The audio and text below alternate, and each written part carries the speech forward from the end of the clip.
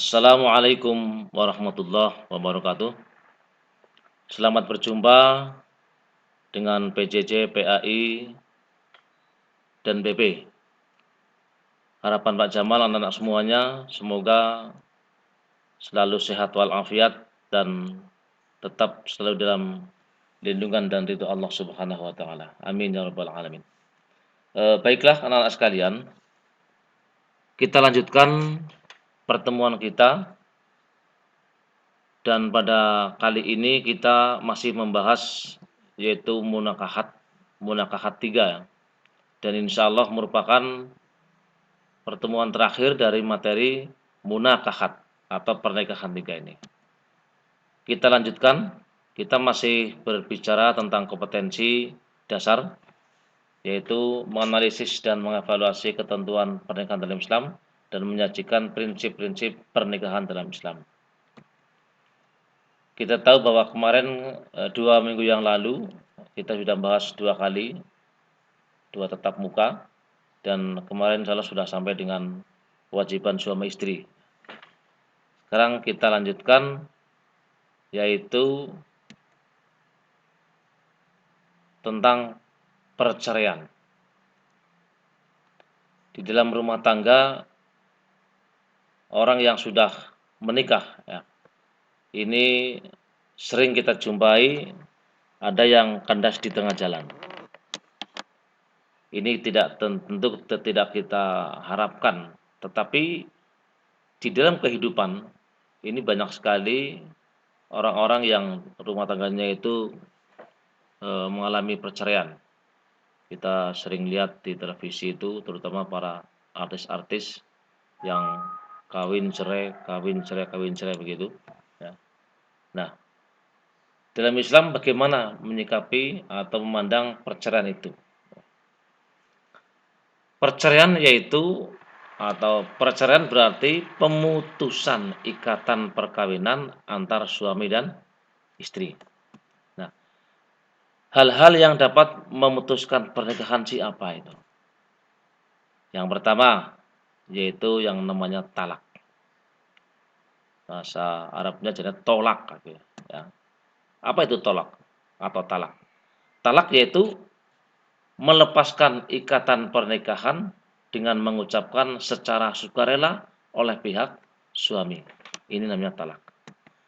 Kemudian hal-hal yang dapat memutuskan pernikahan juga. Yang kedua, yaitu yang disebut dengan fasakh. Apa? Fasakh. Apa itu fasakh? Fasakh yaitu pembatalan pernikahan antara suami dan istri karena sebab-sebab tertentu. Ini fasakh. Kemudian yang ketiga, yang namanya kita sebut yaitu li'an ya, atau yang ada yang mengatakan li'an atau li'an. Li'an yaitu sumpah suami yang menuduh istrinya berzina dikarenakan suami tidak bisa mendatangkan 4 orang saksi. Kita tahu bahwa aduan orang itu menuduh zina itu harus dilengkapi dengan 4 orang saksi. Makanya kalau tidak mendapatkan 4 orang saksi, tidak bisa mendatangkan 4 orang saksi, kita jangan sembarang menuduh ya, menuduh.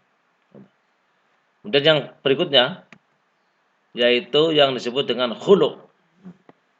What's the meaning of khulu'? Khulu' yaitu talak yang dijatuhkan suami kepada istrinya atas permintaan istrinya. Nah ini, bojone wis ora seneng karo sing lanang, njaluk kontek pegat bae. Nah ini permintaan dari istrinya. Lalu suaminya mengabulkan karena memang hak talak itu di tangan suami. Kalau istrinya minta ngeringi kayak apa, kalau suaminya itu enggak menolak ya enggak jatuh talak.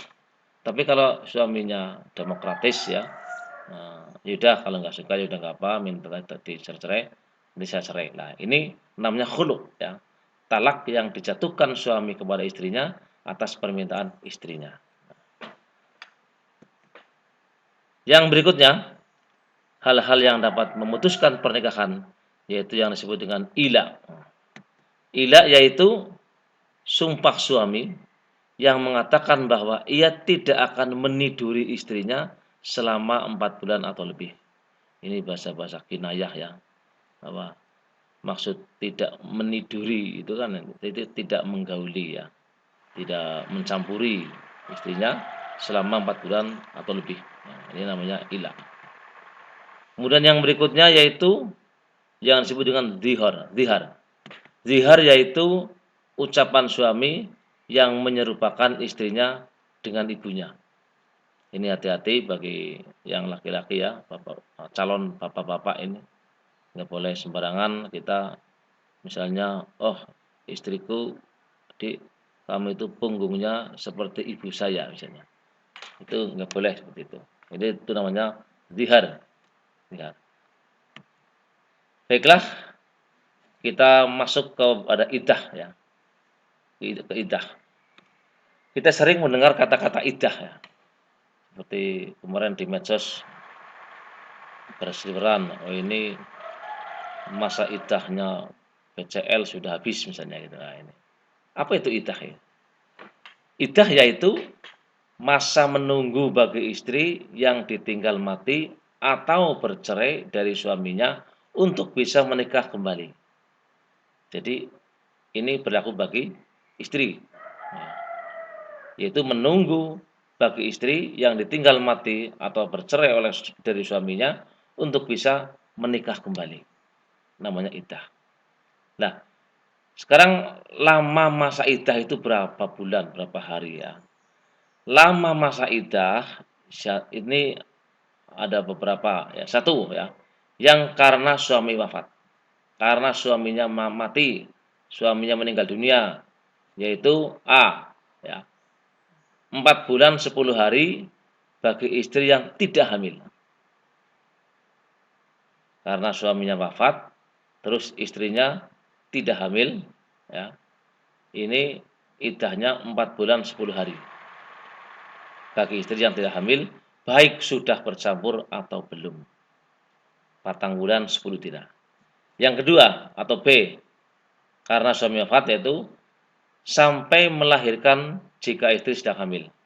Jadi kalau ada seorang istri ya ditinggal mati oleh suaminya lalu dalam keadaan hamil, maka masa iddahnya sampai melahirkan si jabang bayi itu. Ya kalau sudah tua usia kehamilannya ya misalnya tinggal 1 bulan berarti cuma 1 bulan. Tergantung. Kalau masih satu bulan dalam kandungan ya nunggu bulan maning 9 bulan lebih baru lahir iddah. Ini bicara fikih aturan sampai melahirkan jika istri sedang hamil. Walaupun begitu melahirkan enggak langsung nikah ya. Ya nanti sudah dulu kesehatannya juga sudah selesai dari nifas ya. Sudah enggak sakit badannya dan sebagainya karena habis melahirkan langsung nikah itu kan ya enggak etis. Lagian juga nanti kasihan si istrinya itu. Oke, yang berikutnya karena talak, fasah dan khulu, maka tidak ada bagi istri yang belum bercampur. Yang belum bercampur loh ya, yang belum artinya yang belum hubungan seksual ini. Saya jelaskan sekalian, maksud bercampur itu adalah belum melaksanakan jima. Bahasa fikihnya itu jima atau hubungan seksual. Kemudian yang berikutnya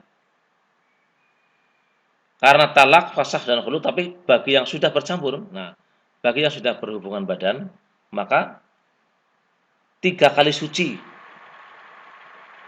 bagi yang masih menstruasi. 3 kali suci ini maksudnya yaitu eh, sekali haid suci 1, kemudian haid lagi yang kedua suci 2, haid lagi terus sampai suci lagi 3. Nah 3 kali suci inilah masa iddah bagi yang sudah bercampur dan yang itu masih menstruasi, masih haid ya. Yang berikutnya 3 bulan bagi yang sudah berhenti menstruasi. bagi yang wanita yang sudah apa itu namanya itu, yang singgung suara kotoran yang udah nggak haid menstruasi namanya menopause ya menopause sama ingat. Bagi wanita yang sudah menopause atau berhenti menstruasi ini masa iddahnya 3 bulan. Tapi yang masih menstruasi pakai bilangannya adalah satuannya 3 kali suci bukan 3 bulan. Kemudian yang berikutnya masa iddahnya sampai melahirkan yaitu bagi istri yang sedang hamil. Nah, ini sama dengan iddah karena suami wafat. Ya. Karena talak, fasad dan khulu pun kalau istrinya itu sedang hamil, maka masa iddahnya boleh kawin lagi, boleh nikah lagi kalau sudah melahirkan.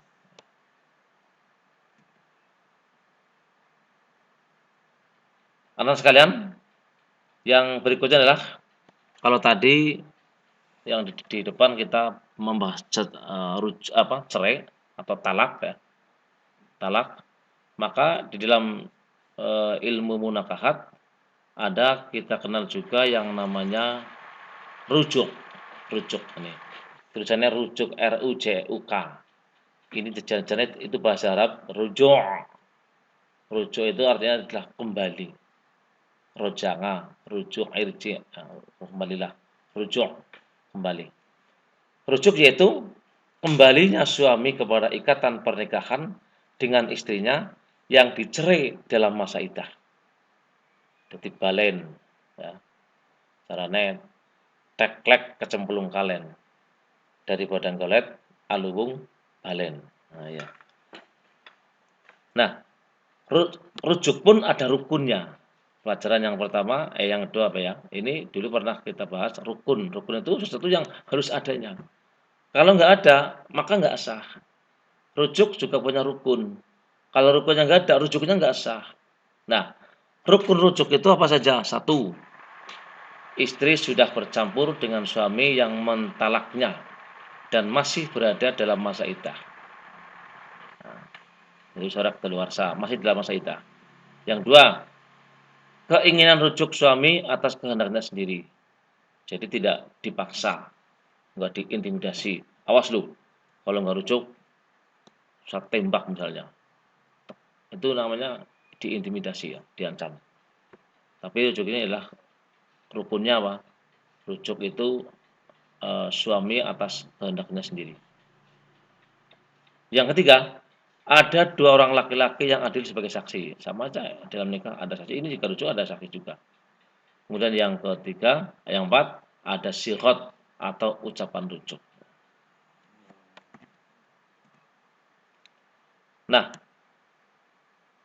sebagaimana nikah itu hukumnya juga beberapa variatif dari haram, sunnah dan sebagainya. Rujuk pun juga ada hukumnya. Nah, hukum rujuk itu pertama wajib. Bila manakah rujuk itu dihukumi wajib?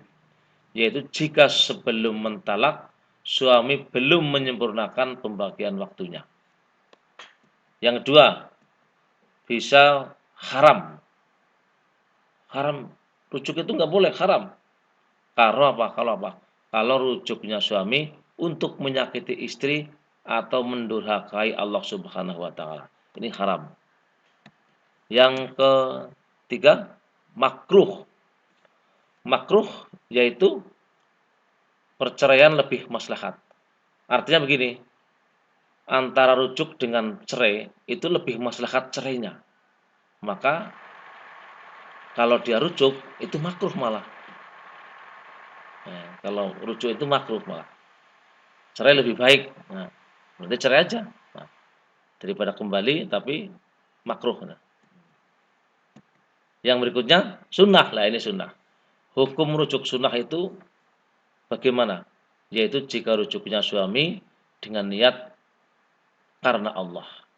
Niat ikhlas ibadah karena Allah Subhanahu wa taala, ini sunnah. Baiklah, kita lanjutkan. Yang berikutnya adalah hikmah pernikahan. hikmah pernikahan yang pertama yaitu pernikahan merupakan cara yang benar, baik dan diridhoi Allah Subhanahu wa taala untuk memperoleh anak serta mengembangkan keturunan yang sah. Saya ulangi, hikmah nikah. Satu, pernikahan merupakan cara yang benar, baik dan diridhoi Allah Subhanahu wa taala untuk memperoleh anak atau keturunan serta mengembangkan keturunan yang sah. Yang kedua, melalui pernikahan suami istri dapat memupuk rasa tanggung jawab, membaginya dalam rangka memelihara, mengasuh dan mendidik anak-anaknya. Dan yang ketiga, menjalin hubungan silaturahim antara keluarga suami dan keluarga istri. Saya ulangi lagi, menjalin hubungan silaturahmi atau silaturahim antara keluarga suami dan keluarga istri. Baiklah, kita terakhir akan membahas tentang pernikahan menurut perundang-undangan di Indonesia. Pernikahan diatur dalam Keputusan Menteri Agama RI Nomor 154 Tahun 1991 tentang pelaksanaan Instruksi Presiden RI Nomor 1 Tahun 1991, tanggalnya bisa dicari sendiri nih di materi nanti. Ini tahun 1991 mengenai kompilasi hukum Islam di bidang hukum pernikahan ini.